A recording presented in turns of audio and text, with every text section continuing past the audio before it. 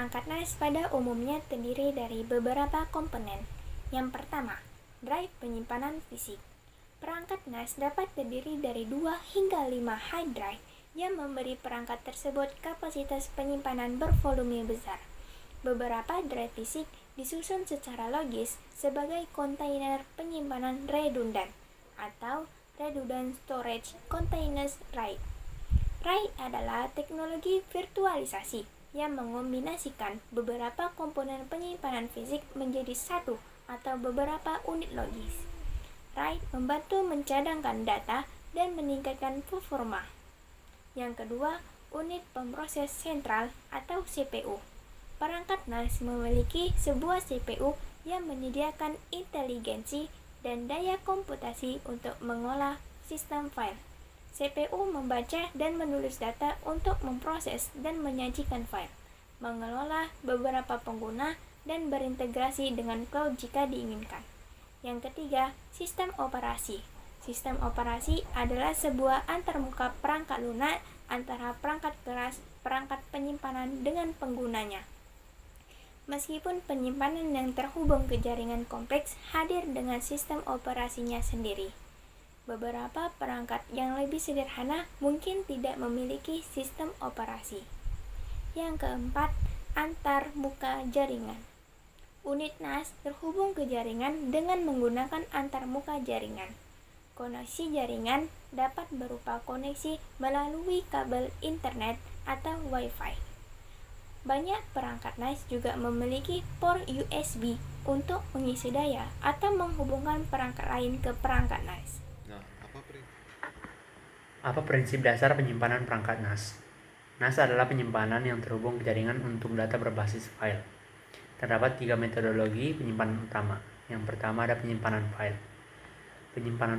Dalam penyimpanan file, Anda dapat menyimpan data di dalam file, mengelola file dalam folder-folder, dan menempatannya berdasarkan hierarki, direktori, dan subdirektori.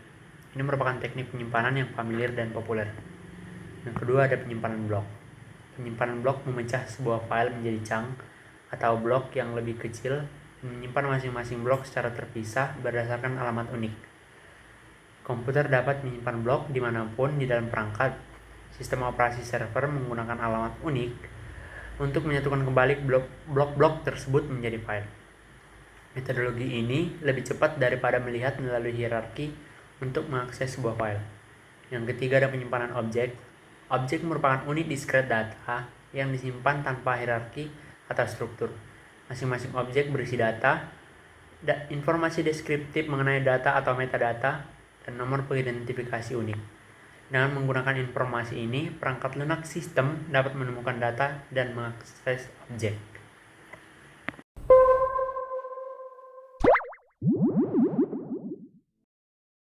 Nah, selanjutnya cara kerja NAS. Yang pertama, protokol komunikasi. Jaringan dapat menjalankan beberapa protokol transfer data, tetapi sebagian besar jaringan memiliki protokol internet atau IP dan protokol kontrol transmisi atau TCP. IP merupakan bagian yang bertugas memperoleh alamat untuk mengirim data file. Setelah itu, TCP akan mengirimkan data dengan cara mengombinasikannya menjadi paket dan mengirim paket tersebut melalui jaringan. Yang kedua, protokol pemformatan file. Mesin-mesin dalam sebuah jaringan komputer dapat memiliki salah satu dari berbagai sistem operasi yang mendasari, seperti Windows, Linux, atau Unix. Semua sistem operasi tersebut akan perlu mengakses penyimpanan file NAS dalam format file natif mereka masing-masing. Oleh sebab itu, sistem file NAS memformat data tersebut sebelum mengirimkannya ke jaringan.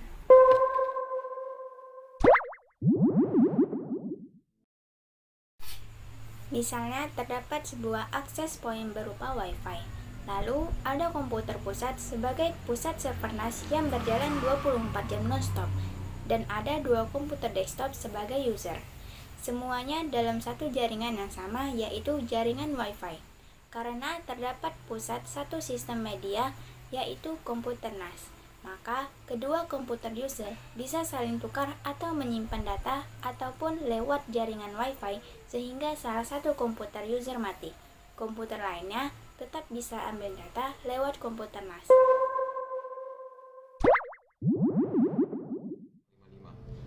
Di sini saya akan mempraktikkan bagaimana penggunaan Network Attachment Storage atau disingkat dengan NAS. Nah, NAS itu terbagi menjadi dua. Yang pertama, NAS buatan pabrikan, contohnya itu NAS yang dalam bentuk hardware.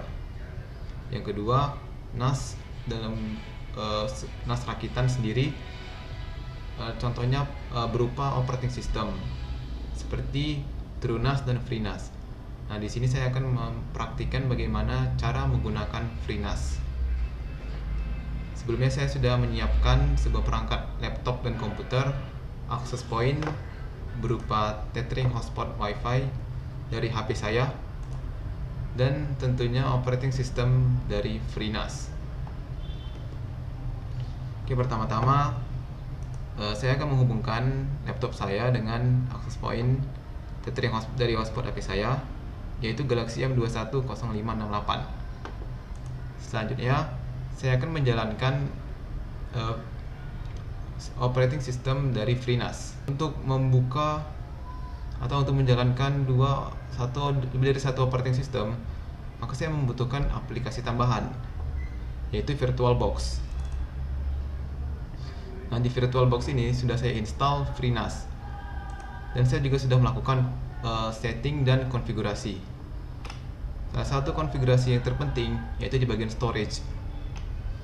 Di storage ini saya sudah menambahkan virtual disk 1 sampai disk 3, yang dimana nantinya ini akan digunakan untuk penyimpanan data kita saat melakukan sharing menggunakan FreeNAS.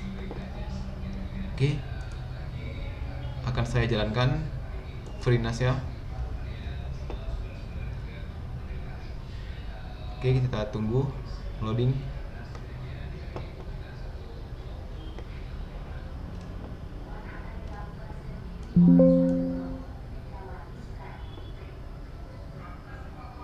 Oke, di sini sudah muncul IP address 192.168.208.192. Saya akan mengcopy address ini ke Google Chrome.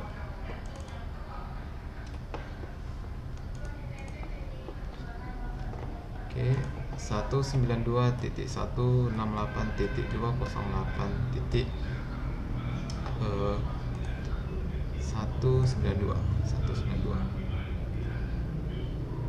Nah, kita akan diarahkan ke website interface dari FreeNAS. Di sini kita harus mengisi username dan password. Untuk keduanya sudah saya lakukan konfigurasi pada saat melakukan penginstalan.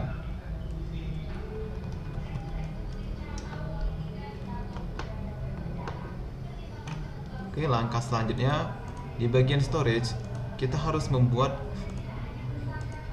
volumes menggunakan volume manager. Di sini saya sudah membuat volume, yaitu vol 001. Nah, volume ini digunakan untuk menampung dataset yang kita akan buat. Oke, di sini saya sudah membuat contoh chief share, tapi di sini akan saya buat lagi dataset yang baru. Di sini create dataset. Oke, di sini saya contohkan nama datasetnya adalah test 1, 2, 3. Untuk compression levelnya saya off kan. Untuk share type saya gunakan Windows karena saya menggunakan operating system Windows. Untuk case sensitive saya insensitive. Lalu add dataset.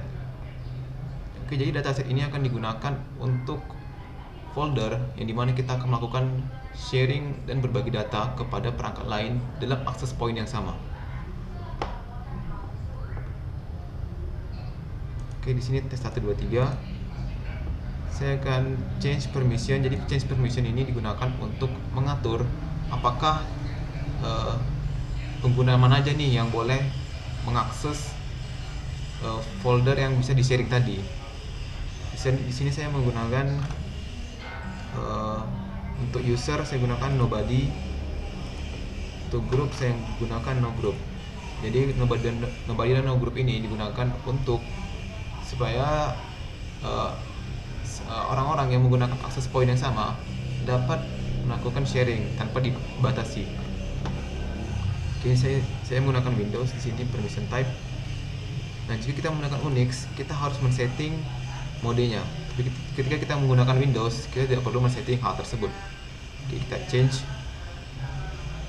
Oke, sudah muncul tes 123 di volume file 001. Nah, kita sudah berhasil membuat dataset. Dataset tersebut tentunya belum bisa melakukan sharing. Untuk hal tersebut kita harus mengatur sharingnya terlebih dahulu dengan mengklik bagian sharing, lalu Windows SMB. Di sini belum muncul name tes 123 tadi. Untuk itu kita klik add Windows SMB, kita browse file dataset tadi, itu tes 123. Lalu allow guest access, kita cek di advanced mode. Oke, sudah pas, kita klik OK. Kita tunggu.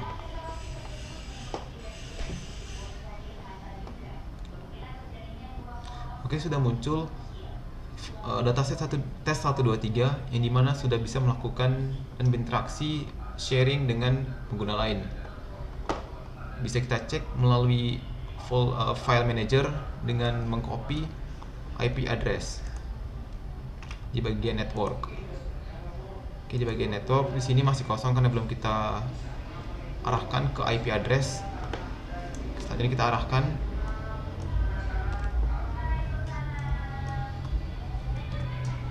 Oke, di sini sudah muncul dataset tadi yang sudah kita atur.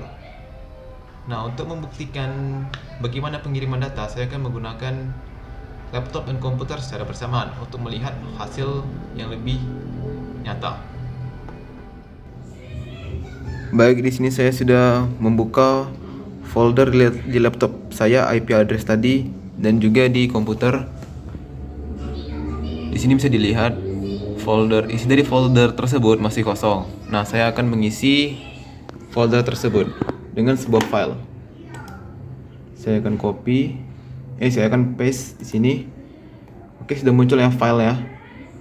Nah, maka akan di komputer kedua, di komputer akan muncul juga file. Karena keduanya terhubung pada sebuah access point yang sama. Bisa lihat di sini di komputer saya Galaxy M210568. Nah, bagaimana kalau kita disconnect kan? Sudah disconnect, kita refresh. Nah, maka tidak akan muncul, dan di network juga akan kosong.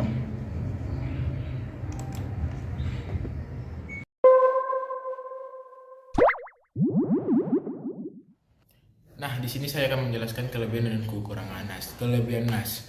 Yang pertama itu adalah skabilitas. NAS dapat dengan mudah diperluas sesuai kebutuhan dengan menambah hard drive atau memperbarui kapasitas penyimpanan. Yang kedua, akses data yang mudah. Data yang disimpan di NAS dapat diakses secara langsung melalui jaringan lokal, membuatnya lebih mudah lebih cepat dan efisien daripada metode penyimpanan tradisional. Yang ketiga itu ada keamanan data. NAS dilengkapi dengan fitur keamanan yang andal seperti enkripsi data dan autentikasi pengguna untuk melindungi informasi sensitif. Yang keempat adalah kemampuan berbagai file. NAS memungkinkan pengguna untuk berbagi file dengan mudah antara perangkat yang terhubung ke jaringan, baik itu perangkat komputer, smartphone, atau tablet. Yang kelima adalah penghematan biaya. Dibandingkan dengan solusi penyimpanan tradisional, NAS seringkali lebih terjangkau dalam hal biaya per gigabyte penyimpanan. Nah, kita masuk ke kekurangan NAS. Yang pertama itu adalah ketergantungan pada jaringan. Kinerja NAS dapat dipengaruhi oleh kecepatan dan keandalan jaringan yang digunakan. Jika jaringan mengalami masalah, akses ke data di NAS juga akan terpengaruh. Yang kedua adalah kapasitas yang terbatas. Meskipun NAS dapat diperluas, kapasitas penyimpanannya tetap terbatas. Jika Anda membutuhkan penyimpanan yang sangat besar, solusi lain seperti penyimpanan cloud mungkin lebih cocok digunakan. Yang ketiga adalah kesulitan konfigurasi. Beberapa pengguna mungkin menghadapi kesulitan dalam mengatur dan mengonfigurasi NAS, terutama jika mereka tidak memiliki pengetahuan teknis yang cukup. Yang keempat adalah keterbatasan kecepatan. Meskipun NAS dapat memberikan akses data yang cepat melalui jaringan lokal, kecepatan transfer data mungkin lebih lambat daripada solusi penyimpanan langsung seperti hard drive eksternal.